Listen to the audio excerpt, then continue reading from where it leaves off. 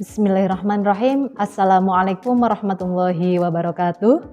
Perkenalkan, nama saya Sayyidah Afiatul Masrurah, dosen tetap Universitas Hasyim Asy'ari Tebu Ireng Jombang, home base saat ini pada Prodi S1 Komunikasi dan Penyiaran Islam.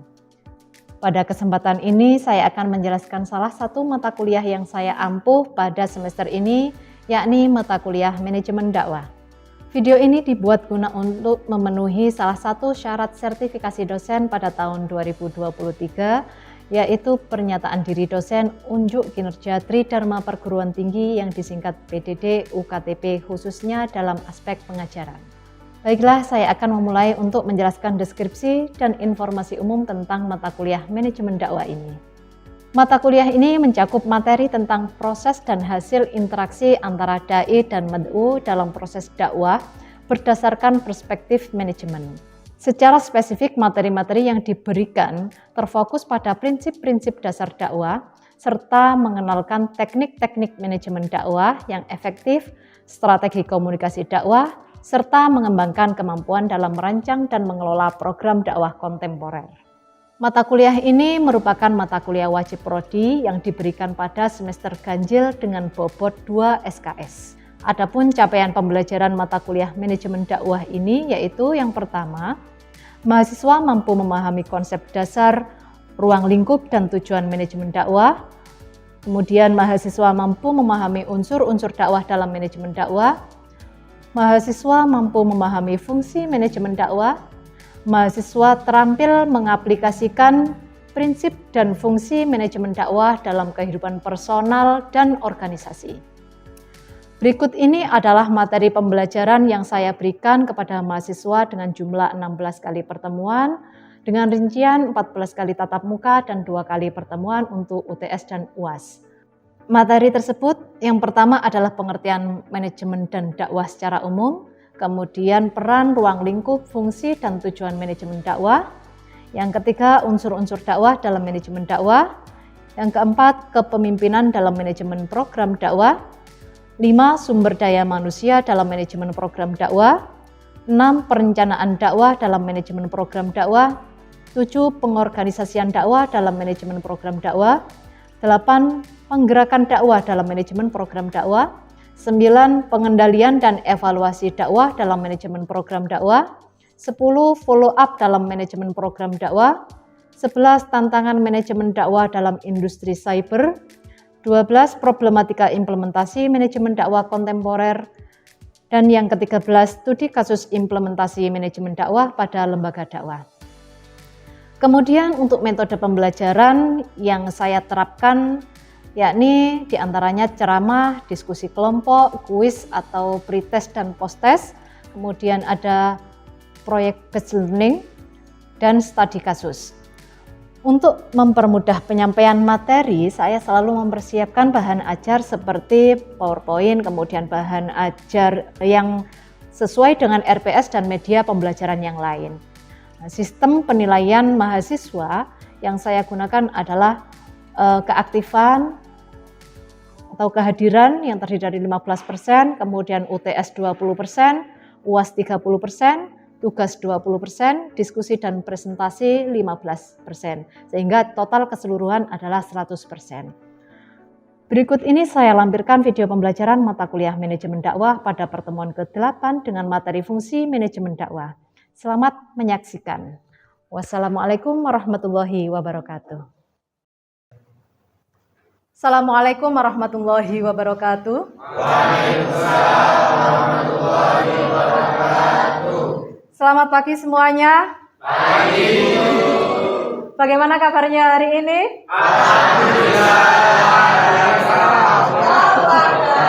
Oh, ini sudah sarapan semuanya ini sepertinya. Belum sarapan? Oh, belum yang kedua kali. Oke, nanti dilanjut sarapannya nanti setelah kita proses perkuliahan. Oke, untuk hari ini kita akan mempelajari tentang manajemen dakwah. Tapi sebelumnya kita buka dulu perkuliahan kita hari ini. Semoga apa yang kita pelajari hari ini nantinya menjadikan ilmu kita barokah manfaat. Amin. Al-Fatihah.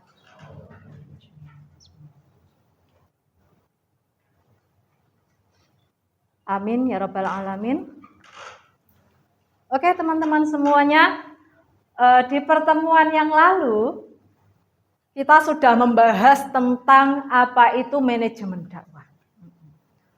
Seringkali kita juga mendengar kata manajemen. Dan sampean semuanya ini sudah sering melakukan kegiatan-kegiatan yang basicnya adalah kegiatan pengembangan keilmuan dakwah. Nah, coba siapa yang masih ingat apa itu manajemen? Bagaimana pemahaman sampean tentang manajemen?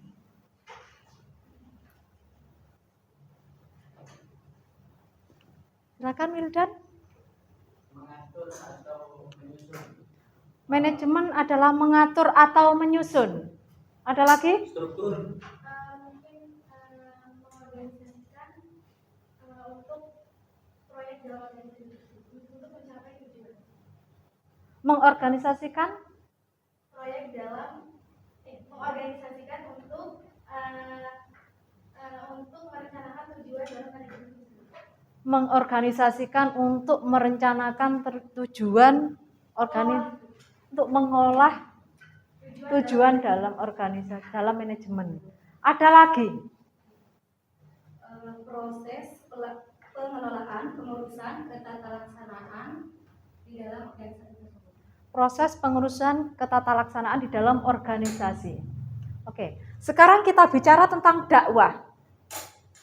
Karena manajemen dan dakwah. Dakwah itu Mensiarkan. syiar, mengajak, kemudian seruan. Masih ingat di semester lalu tentang pengertian dakwah? Insya Allah. Hasunnas alal khair wal huda wal amru bil ma'ruf wan nahyu 'anil munkar li sa'adatil ajil wal ajil.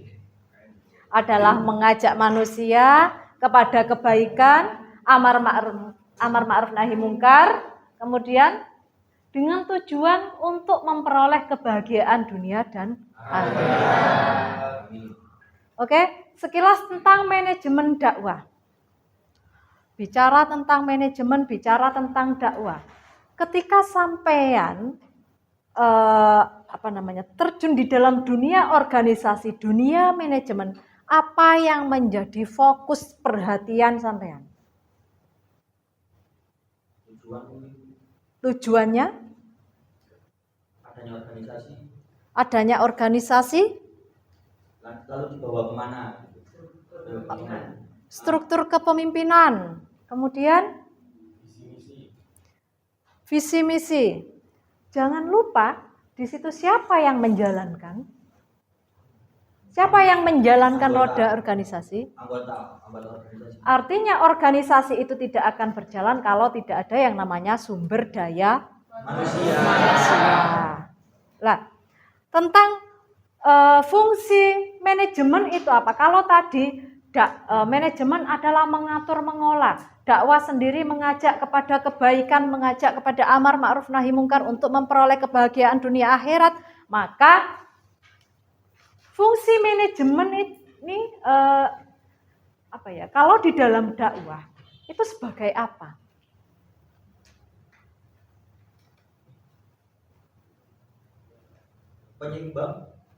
Penyeimbang, perencanaan,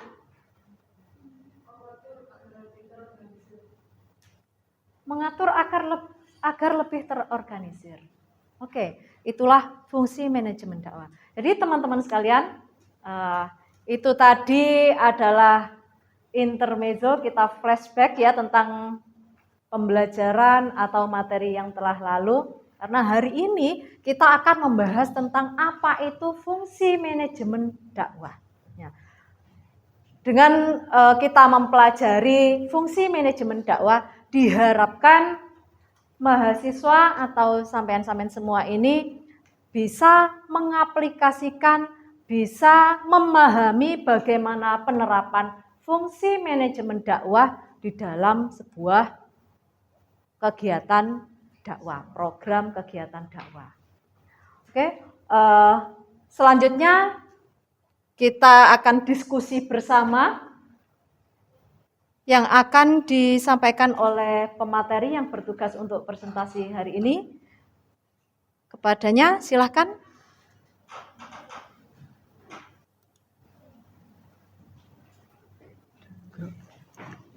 Assalamualaikum warahmatullahi wabarakatuh. Waalaikumsalam warahmatullahi wabarakatuh. Selamat pagi semuanya.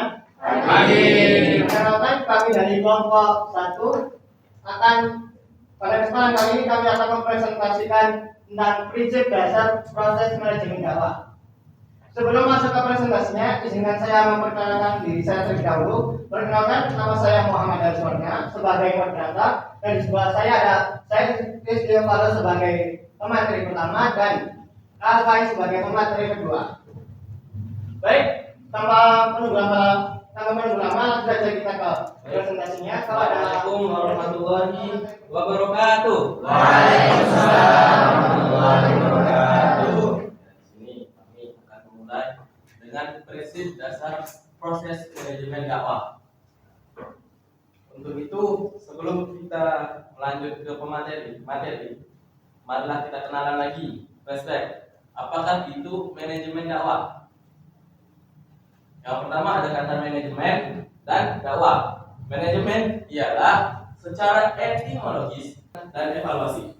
Mungkin selanjutnya bakal dilanjutkan oleh rekan saya. Terima kasih.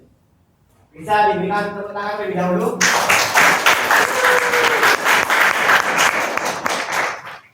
Baik, selanjutnya materi yang kedua akan disampaikan oleh pemateri kedua. Kepada pemateri kedua, keempat saya persilakan.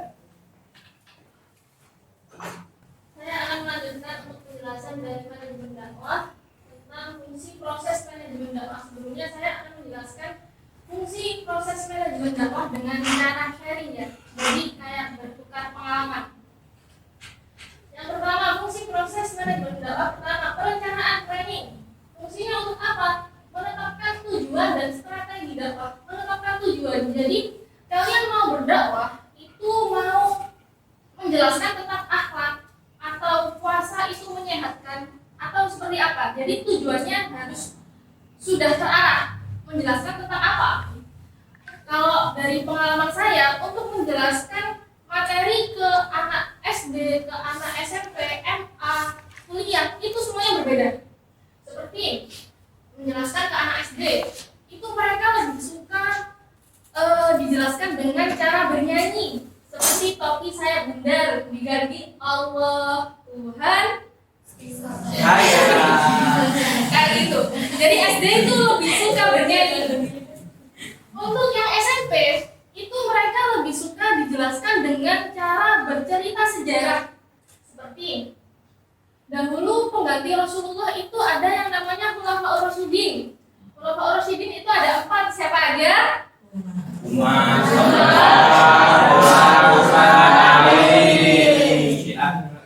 Seperti sahabat Umar itu orangnya pemberani. Jadi kita harus menjadi seorang yang pemberani seperti Umar dan bla bla bla seperti itu. Jadi bercerita tentang sejarah. Kemudian untuk cara menyampaikan materi kepada anak MA, anak SMA itu sudah bisa dimasuki dengan suatu materi yang agak berat. Seperti suatu karakter itu ada bisa ditanyakan pada Usai atau Mbak Nabila. Karena Mbak Nabila kan kemarin SPPM udah ceramah semuanya ketawa gitu. Bisa nyambung gitu. Untuk itu mungkin saya belum berpengalaman.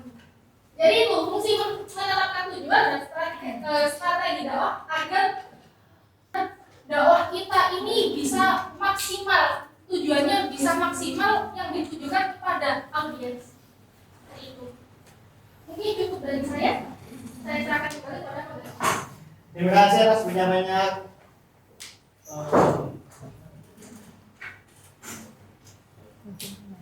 Selanjutnya kami akan membuka sesi tanya jawab. Sesi tanya jawab akan juga menjadi 2 termin. Setiap termin akan diisi 2 pertanyaan. Bagi teman-teman yang masih belum paham atau ingin bertanya, kami persilakan untuk bertanya.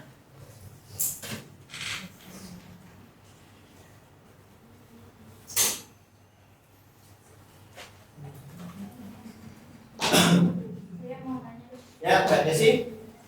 Dari penjelasan yang pemateri disampaikan tadi, saya menyimpulkan bahwa manajemen dakwah itu berarti penting sekali ya dalam penyampaian dakwah. Nah, terus saya berpikir bagaimana ketika apabila manajemen dakwah tersebut tidak berjalan dengan semestinya. Menurut pendapat Anda? Ya, ada lagi? Ya, Mas As. Di dalam manajemen dakwah berarti kan ada struktur. Terus ketika untuk merangkul anggota, peran ketua berarti penting atau itu hanya sebuah simbol?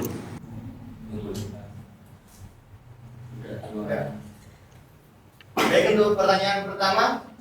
Ini bagaimana saat suatu manajemen dakwah tidak berjalan dengan semestinya? Ya, oke. Tidak berjalan dengan semestinya itu pasti banyak faktor.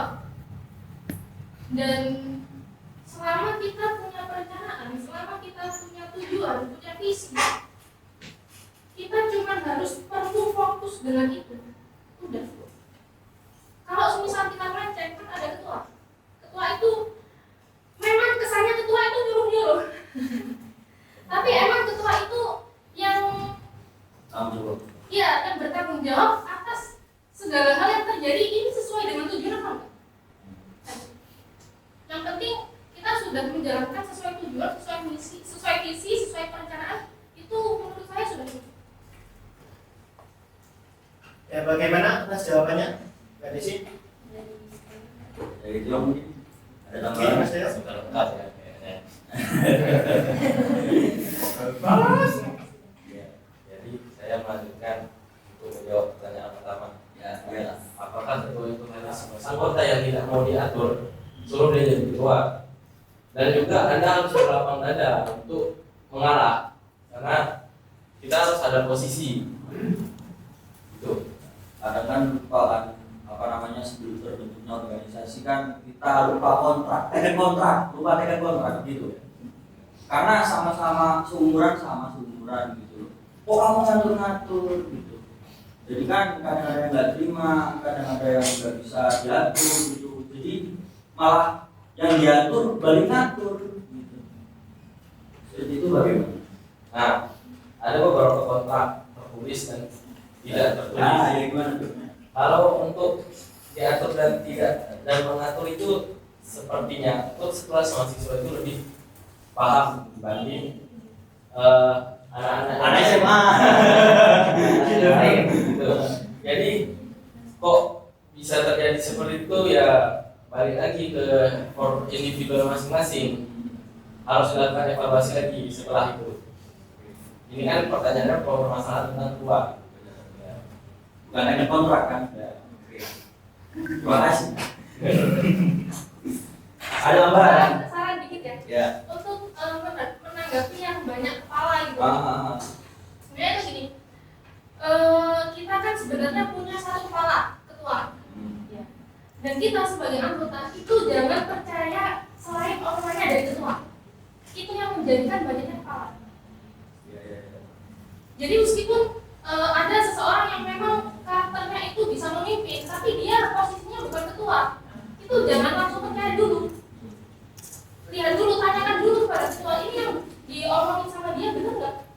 Kayak gitu. Itu untuk menanggapi banyaknya kepala.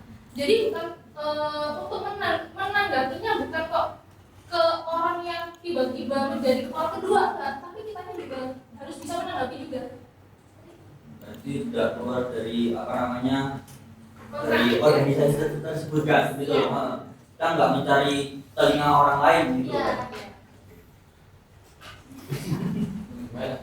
Bisa gimana? Terima kasih. Ya, bagaimana? Ya, Dengan terjawabnya pertanyaan terakhir tadi akan berakhir pula presentasi kita hari ini.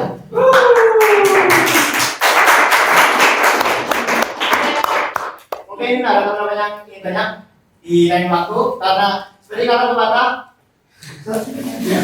mari bertanya sesat di jalan. Tapi kalau Anda banyak bertanya berarti Anda kurang jalan-jalan.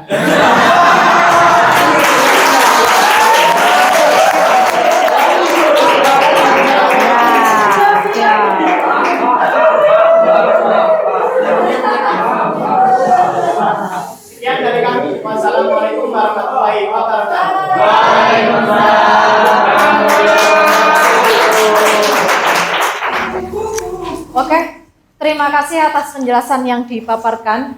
Baik sekali. Give applause sekali lagi untuk Kemakala.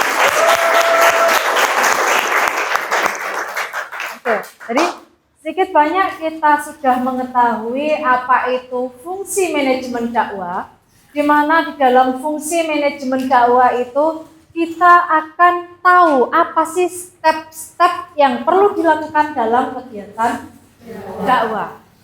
Di antaranya ada planning, ada organizing, ada actuating, ada controlling. Nah, sebelum saya memaparkan lebih lanjut, kita enjoyful learning dulu ya. Saya ingin kita dibagi menjadi 5 kelompok. Coba berhitung dari sana. 1, 2, 3, 4, 5. Yang 1 gabung kelompok 1, 2 gabung kelompok 2, 3 gabung kelompok 3, 4 gabung kelompok 4, 5 gabung kelompok 5. 1. Nah, ayo cepat. 1.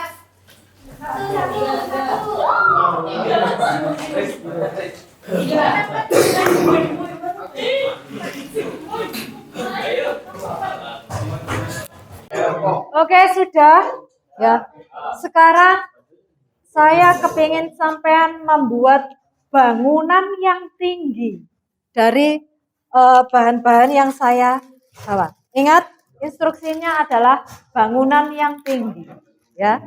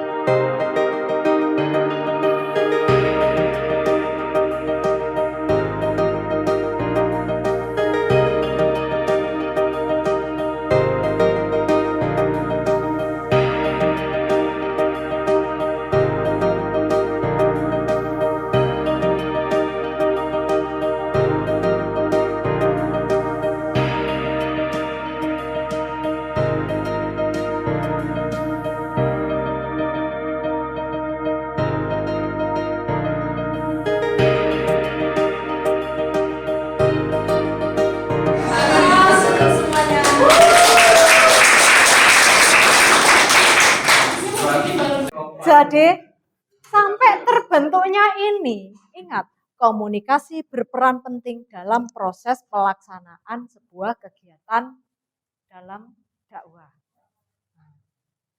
Termasuk diantaranya motivasi. Aku gak iso nyebol iki apa, gak iso gede-gede iki balone. Bagaimana solusinya?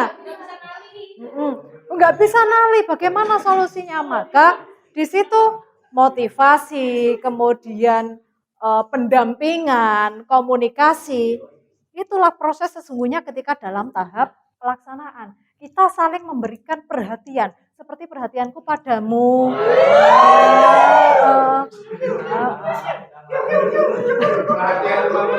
Jadi, ketika dalam kelompok, kesampingkan itu yang namanya ego. Kita tidak bisa berdiri sendiri. Oke, sebelum saya akhiri, salam komunikasi dulu. Ayo dipimpin. Salam komunikasi. Oke. Salam komunikasi. Salam komunikasi.